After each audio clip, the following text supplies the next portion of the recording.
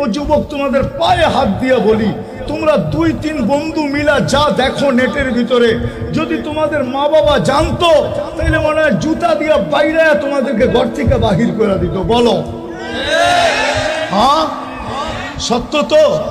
যদি দুনিয়া জানতো, কোনো বাবা তার মেয়েকে তোমার হাতে উঠায়া দিত না। আর যুবতীরা যা করে নেটের মাঝে, যদি দুনিয়া জানতো, কোন যুবক মনে হয় ওকে বহু স্ত্রী হিসাবে ঘরে উঠাইতে রাজি হতো না। আল্লাহ বলে, তোমাদের সাথে 24 ঘন্টা আমি লুকোচুরি খেলি। তুই গুনাহ করতে অভ্যস্ত, আমি লুকাইতে অভ্যস্ত। তুই গুনাহ করতে ভালোবাসিস, আমি লুকাইতে ভালোবাসি। তুই গুনাহ করতে ভালো পাস, আমি লুকাইতে ভালো পাই।